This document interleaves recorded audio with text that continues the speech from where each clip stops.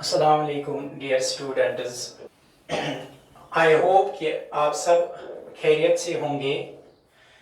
तो आज हम इस वीडियो में टॉपिक नंबर 4 को हम पढ़ेंगे।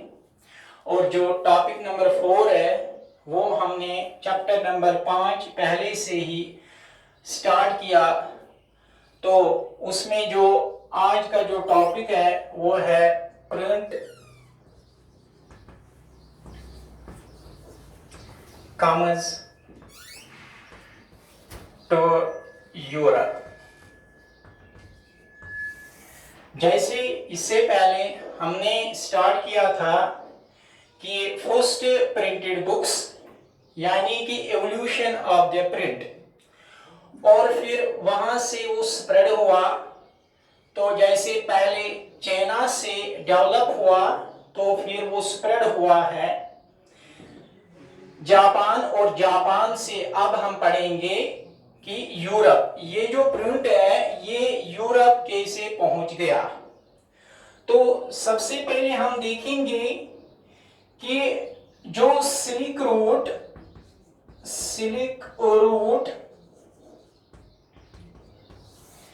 इस सिल्क रूट से चाइना से यूरोप पहुंचाया जाता था silk and spices, silk and spices from China to Europe. किस रूट से? Through the silk route. और 11th सेंचुरी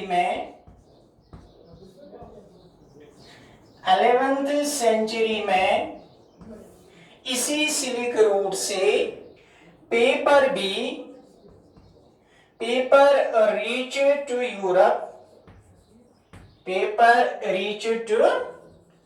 यूरोप, और यूरोप पेपर पहुंच गया किस रूट से? सिल्क रूट से। किस सेंचुरी में? 11th सेंचुरी में।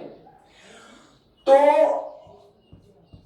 उसके बाद पेपर रीच होने से जो प्रोडक्शन ऑफ प्रिंट है उसमें इजाफा हुआ।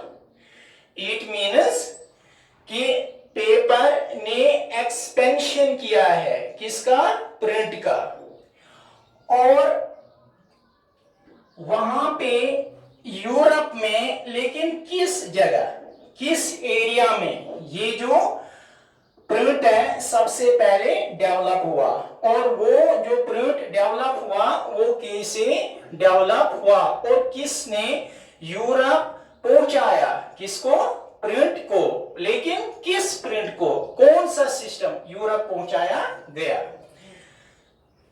और एक ऐसा जो एक्सप्लोरर जिसका नाम था मार्को पोलो,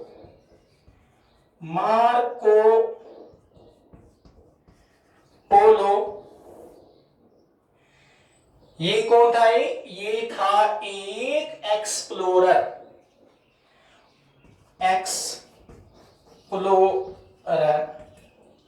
मीन्स खोज करने वाला, सर्च करने वाला और नए सी चीजों को डिस्कवर करने वाला। तो ये मार्को पोलो, और ये कहां का था? ये इटली का था। और इसने चाइना में बहुत टाइम गुजारा।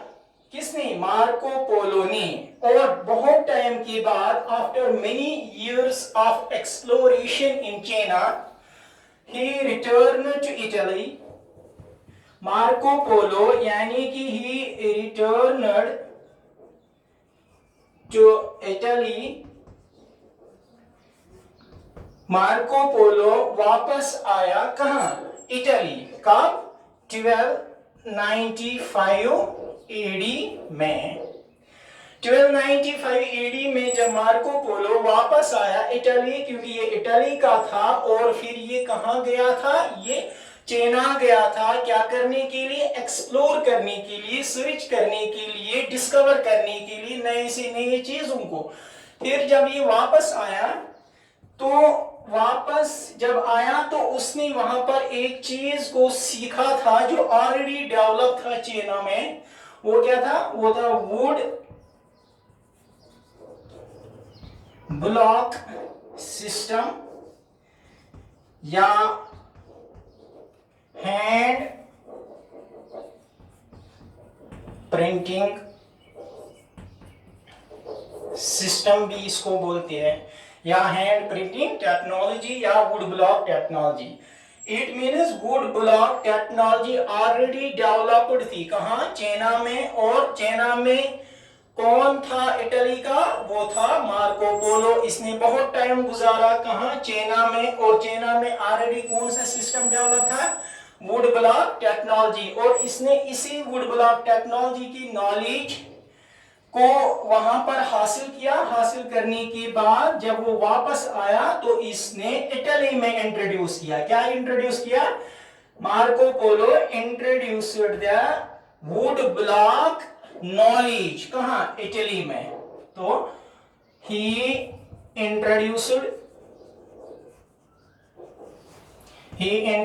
The knowledge of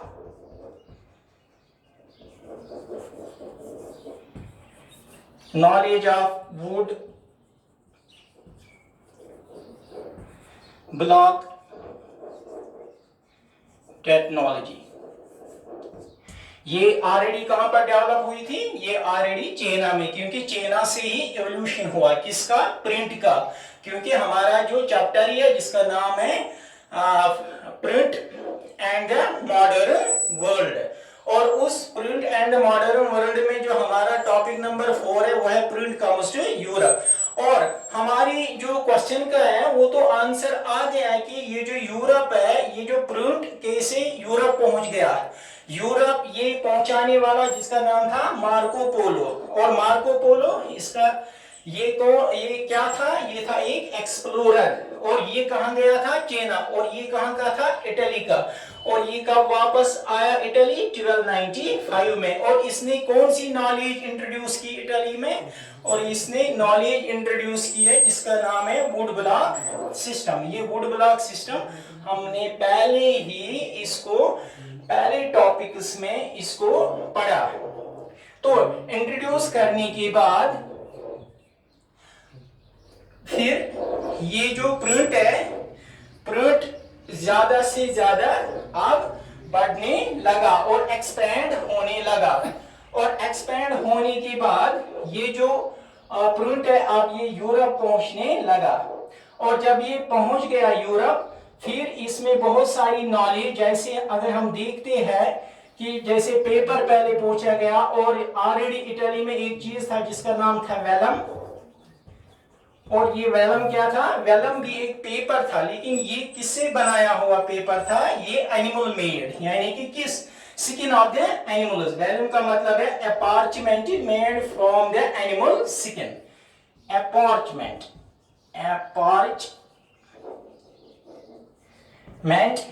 made from the skin of animals। लेकिन यहां पर आपको याद रखना है कि किस एनिमल का, जैसे sheep and goat, sheep and goats. और उन्हीं की स्किन से क्या बनाया जाता था, वेलम बनाया, यानी कि पेपर बनाया जाता। और इस पेपर पर क्या किया जाता था, इस पर प्रिंट दिया जाता था। और प्रिंट देने का जो सिस्टम था वहां पर मैनस्क्रिप्ट था। मैनस्क्रिप्ट का मतलब क्या है, manuscript means document is written by hand और बुक्स रिटन बाय हैंड, उसको क्या बोलेंगे, मैनस्क्रिप्ट। और ये सिस्टम ऑलरेडी कहां, इटली यानी कि यूरोप में था। लेकिन फिर इस इटली या यूरोप में वुड ब्लॉक सिस्टम किसने इंट्रोड्यूस किया, मार्को पोलो ने। और मार्को पोलो जब इंट्रोड्यूस किया, फिर वेलम या पेपर है उन पर प्रिंट दिया जाता था। और ये जो वेलम है इस पर जो प्रिंट दिया जाता था, वो प्रिंट किन के लिए होता था, वो एरिस्टोक्रेट्स के लिए होता था, एलिट्स के लिए होता था।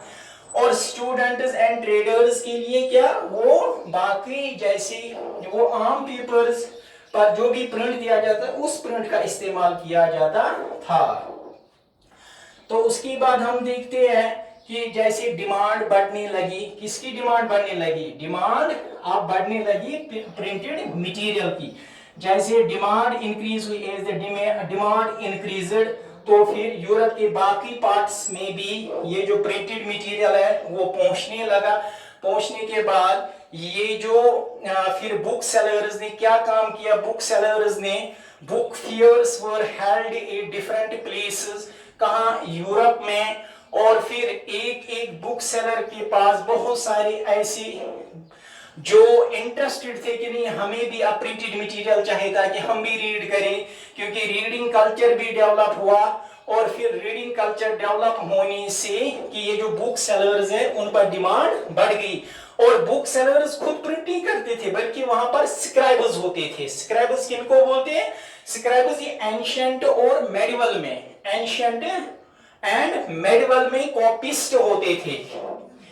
Ancient and medieval copyist of manuscripts उनको बोलते हैं, जिनका शॉर्ट में हम बोलते हैं स्क्राइबर्स। या दूसरा हम इनको कहेंगे कि hand writers, skilled hand writers भी इनको कहते हैं। किनको? स्क्राइबर्स को। और फिर एक एक बुक सेलर ने अपनी बुक्स को पब्लिश करने के लिए, डिमांड को सेटिस्फाई करने के लिए फिर क्या किया, एक बुक सेलर ने फिर इंप्लॉय किया, यानी कि हायर किया, कितने? 50 स्क्राइबर्स एक बुक सेलर के पास होते थे काम करने के लिए, ताकि ये जो सोसाइटी की जो डिमांड है प्रिंटेड मटेरियल की, ताकि वो सेटिस्फाई करे। और लेकिन ये जो वुड ब्लॉक सिस्टम या हम देखते हैं मैन्युस्क्रिप्ट्स है, इसकी जो स्पीड है उतनी नहीं होती है जैसे कि आज हम देखते हैं। हमारे पास न्यू टेक्नोलॉजी है, हमारे पास ऐसे बहुत सारे मशीन्स है जिनसे हम विद इन नो टाइम में बहुत सारी कॉपीज को तैयार करते हैं। लेकिन उस जमाने में ये सिस्टम नहीं था, तो उस हिसाब से जब डिमांड बढ़ गई तो बुक सेलर्स या बाकी पब्लिशर्स वो सेटिस्फाई नहीं कर पाए। किसका सेटिस्फाई नहीं करे? प्रिंटेड मटेरियल की, यानी कि बुक्स की, जो वो डिमांड करते थे कि हम भी पढ़ें, हम भी रीड करें। तो इसकी कुछ लिमिटेशंस थे। किसकी लिमिटेशन थी? मैन्युस्क्रिप्ट्स के। जैसे अगर हम देखेंगे कि मैन्युस्क्रिप्ट्स की कुछ लिमिटेशन, उन लिमिटेशंस की वजह से, उन लिमिटेशंस की वजह से जो सोसाइटी की डिमांड प्रिंटेड मटेरियल की वो पूरा नहीं होती थी। कौन सी लिमिटेशंस थी? तो limitations of manuscripts.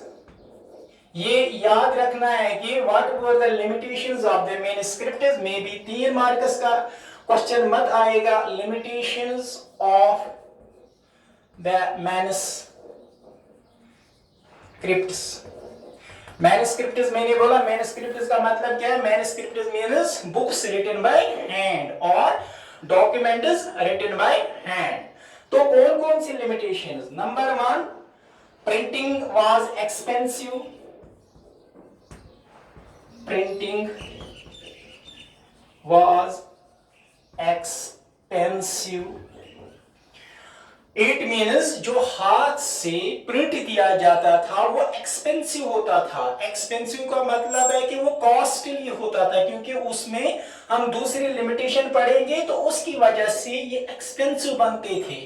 Number 2 limitation अगर हम देखेंगे कि ये जो प्रिंट है इट वाज लेबोरियस।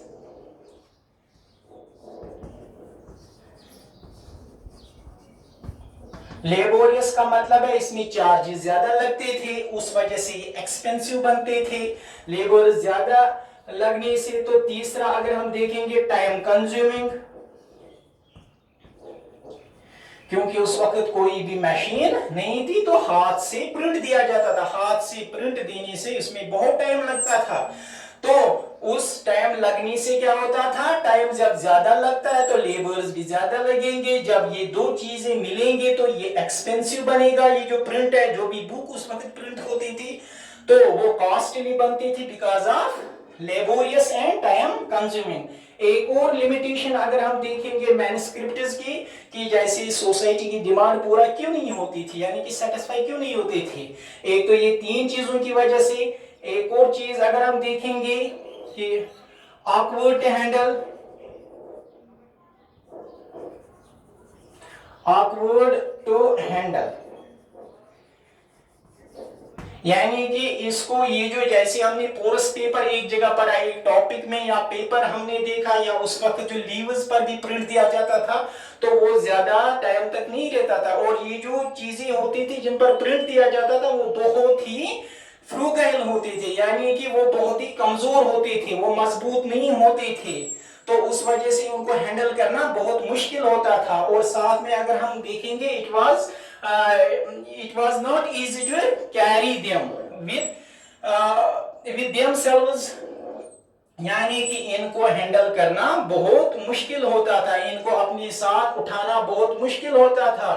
किसकी क्यों? क्योंकि ये जो मैन्युस्क्रिप्ट है उसमें जो पेपर इस्तेमाल किया जाता था वो पेपर बहुत ही कमजोर होता था, मजबूत नहीं होता था। ये चार चीजें आपको याद रखनी है कि ये लिमिटेशंस है। इन लिमिटेशंस की वजह से जब डिमांड ज्यादा होती है तो हाथ से जो चीज बनाया जाता है उसमें टाइम लगता है। जब इंसान चाहता है कि नहीं मुझे ये मटेरियल अभी मिलना चाहिए, लेकिन वो अभी नहीं मिलेगा क्योंकि उसमें बहुत टाइम लगता है, तब तक उसका जो इंटरेस्ट है वो डाइवर्ट होता है। तो ये इन चार पॉइंट्स की वजह से कि डिमांड पूरा नहीं हो पाती थी।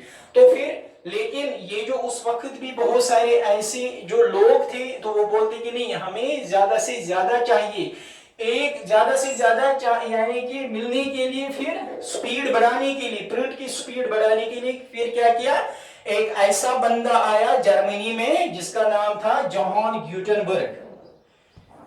जोहान ग्यूटेनबर्ग। और जॉन ग्यूटेनबर्ग ने क्या काम किया? He invented the first printed press. John Gutenberg invented the first printed press। कब उसने ये प्रिंटेड प्रेस को डेवलप किया? अराउंड 1430s में। तो अराउंड 1430 से आगे इसमें बहुत सारी मॉडिफिकेशन आई। जैसे हमारे पास आज सेल फोन जो इससे पहले था, लेकिन वो सेल फोन उतनी उसमें एप्लीकेशंस नहीं है या उतना वो तेज या उसमें स्पीड नहीं होती है जैसे आज हम देखते हैं। वैसे हम देखते हैं कि प्रिंटिंग सिस्टम में भी बहुत सारी मॉडिफिकेशन आई। और सबसे पहला मैकेनिकल प्रेस या प्रिंटिंग प्रेस किसने इन्वेंट किया?